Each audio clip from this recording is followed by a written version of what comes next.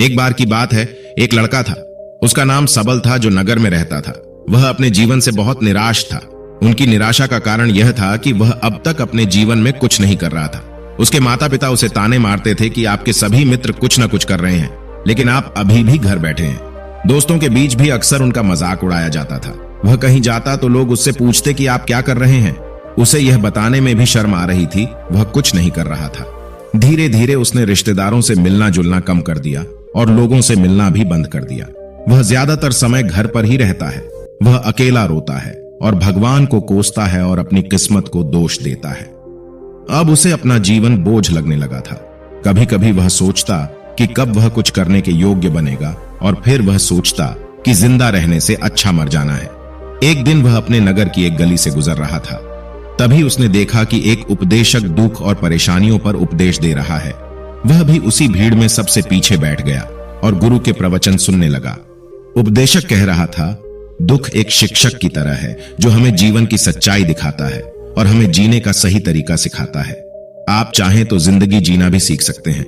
गुरुजी उपदेश दे रहे थे कि तुम चाहो तो कुछ भी हासिल कर सकते हो, और अगर चाहो तो एक कोने में बैठकर रो सकते हो। इन सभी बातों को सबल ध्यान से सुन रहा था, लेकिन शिक्षक की यह बातें पसंद नहीं आई। उसने खड़े होकर कहा कि कुछ भी सिखाने से दुख दूर नहीं होता, इसमें केवल दर्द होता है। दुख की पीड़ा अनंत है। ऐसा लगता है कि इसके बाद कुछ होने वाला नहीं है, इससे कुछ भी फर्क नहीं पड़ता है, इसके सामने तो मौत भी छोटी लगती है। उपदेशक ने कहा, फिर तुम्हारा दुख क्या है? सबल ने उसके सामने अपनी सारी व्यथा सुनाई और पूछा, मेरे दुख का कोई उपाय है तुम्हारे पास?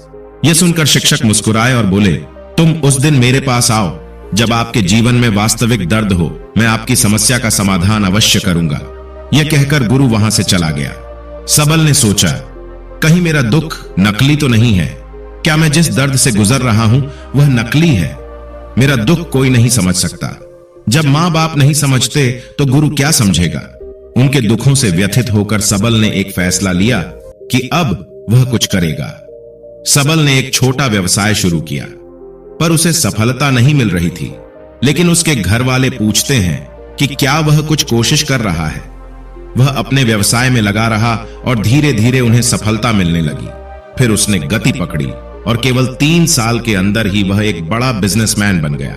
अब सबल के आसपास ऐसे कई लोग थे जो उसकी परवाह करता था, जो उससे प्यार करता था। अब उनके परिवार के सदस्य भी उसकी तारीफ करते नहीं थक रहे थे। दिन ब दिन उसके मित्रों की संख्या बढ़ती जा रही थी। अब वह अपनी जिंदगी से बहुत खुश था। उनके कुछ दोस्तों ने उन्हें सलाह दी कि जब आप एक बड़ा बिजनेसमैन बनकर बहुत खुश हैं, तो सोचिए आपको कितनी खुशी होगी अगर आप इस शहर और इस राज्य के सबसे बड़े बिजनेसमैन बन जाते हैं। कितने लोग आपसे जुड़ना चाहेंगे, आपकी कितनी बड़ी ख्याति होगी, और स्वयं राजा भी आपसे दोस्ती करना चाहेंगे और जरूरत पड़ने पर ही आपसे पैसे उधार लेंगे। दोस्तों की यह बात सबल के मन में घर कर गई। अब वह और पैसे कमाने की कोशिश करने लगा, लेकिन उसे यह सब बहुत ही जल्दी चाहिए था। वह समय बर्बाद नहीं करना चाहता था। उनका अधिकांश समय इन चीजों को प्राप्त करने में गलाने लगा।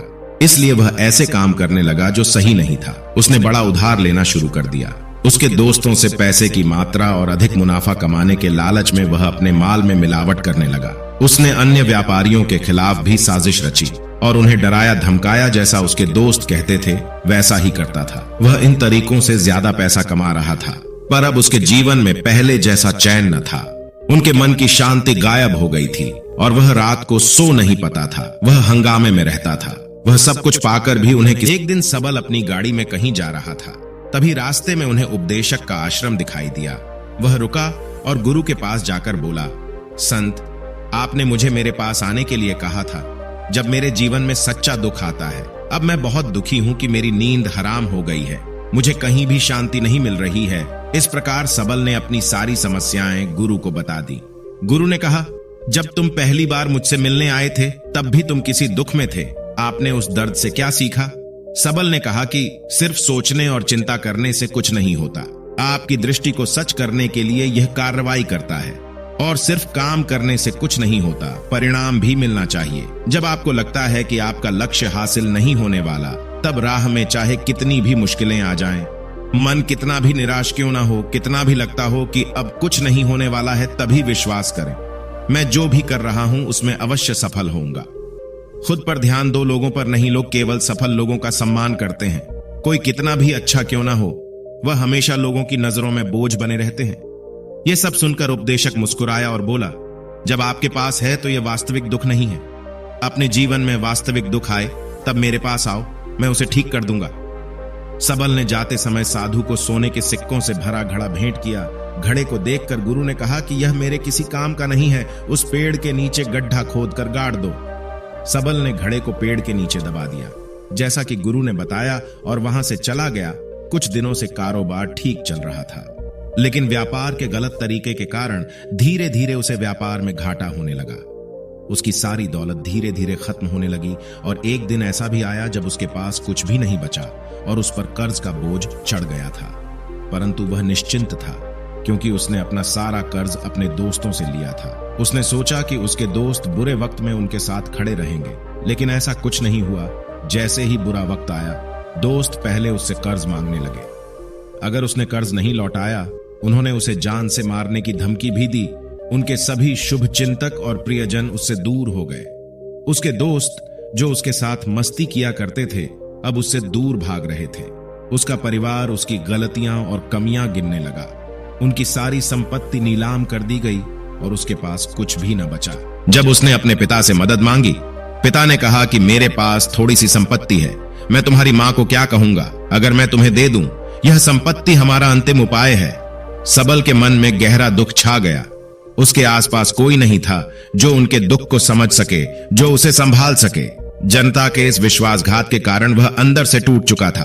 वह सोचने लगा कि अब जीने का क्या मतलब है, अब मौत ही मेरा सहारा है। वह आत्महत्या करने के लिए पहाड़ी पर जा रहा था। तब से उसे याद आया कि उस शिक्षक ने उससे कहा था, मेरे पास आओ जब तुम्हारे जीवन में वास्तविक दुख हो। सबल गुरु के पास गया और अपनी सारी व्यथा सुनाई। आंखों में आंसू लिए उसने कहा, हे गुरुजी, मेरे दुख का निवारण कीजिए। गुरु ने कहा, जब जीवन में असली दुख होता है तब मेरे पास आ जाना, मैं इसे जरूर ठीक करूंगा। सबल ने कहा कि यह क्या हो रहा है, मेरी जिंदगी में अभी दुख नहीं है तो आखिर असली दुख क्या है? गुरुजी ने सबसे कहा कि पहले आप मुझे बताओ, आपने अपने दुख से क्या सीखा?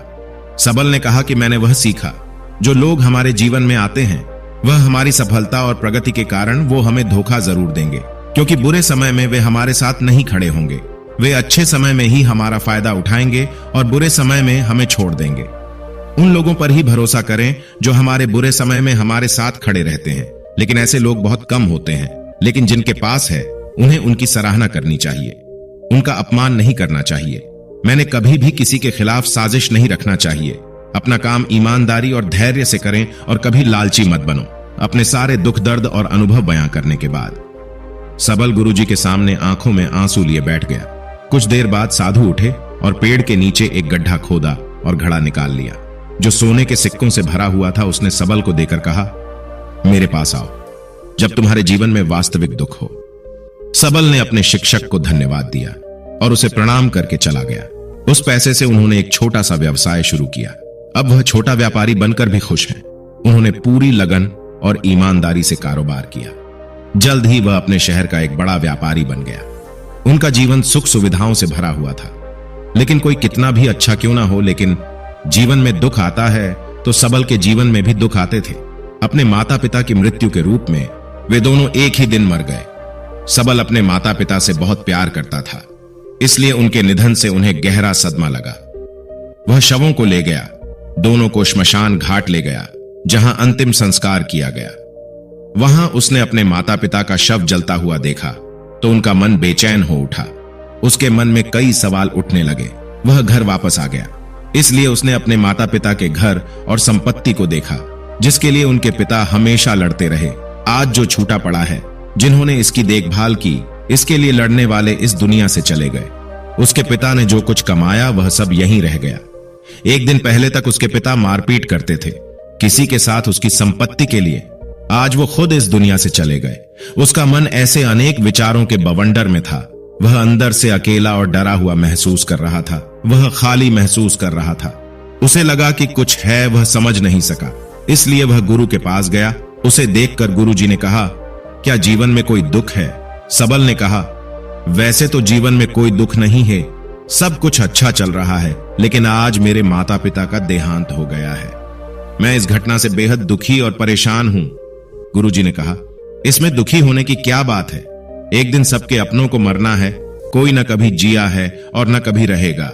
एक दिन तुझे भी मरना है। शायद तुम कल ही मर जाओगे, या आप आज भी मर सकते हो। सबल ने कहा, क्या कह रहे हो गुरु जी? मैं भी मर जाऊंगा, लेकिन मैं अभी जवान हूं। गुरु ने कहा कि सब जी रहे हैं इस भ्रम में कि मृत्यु केवल दूसरों को आती है, बड़ों के पास ही आती है। लेकिन जवान और बूढ़े मर जाते हैं, बच्चे मर जाते हैं। मौत का उम्र से कोई लेना देना नहीं है। यह सभी को प्रभावित करता है। मास्टर जी की ये बातें सबल के मन में घर कर गईं और वह चुपचाप चला गया। लेकिन उसका मन अभी भी बेचैन था। वह खाली महसूस कर रहा था। वह सारा दिन अपने बारे में ही सोचता रहा कि वह कौन है, वह इस दुनिया में क्यों आया है, क्या जीवन का लक्ष्य केवल चीजों को खाना और मरना है? ऐसे कई सवाल उसके दिमाग में लगातार उठ रहे थे, लेकिन उन्हें अपने किसी भी सवाल का जवाब नहीं मिल रहा था और उसका दुख दिन ब दिन बढ़ता ही जा रहा था। इसलिए कुछ दिन बाद वह फिर से गुरुजी के पास पहुंचा और बोला, हे स्वामी, मैं बहुत दुखी हूं, क्योंकि मैं यह नहीं जान पा रहा हूं कि मैं कौन हूं और मैं इस दुनिया में क्यों आया। यह सुनकर गुरुजी मुस्कुराए और बोले, आज आपके जीवन में पहली बार सच्चा दुख उत्पन्न हो गया है। यह वास्तव में दुख कहलाने के लायक है। हम नहीं जानते कि हम कौन हैं, हम क्यों आए हैं, क्या करें, कैसे करना है। सबल ने अपने गुरु से कहा कि उसकी दुर्दशा दूर करो। गुरु ने कहा कि हम सभी इंसान हैं, जीवन भर संग्रह करते रहते हैं।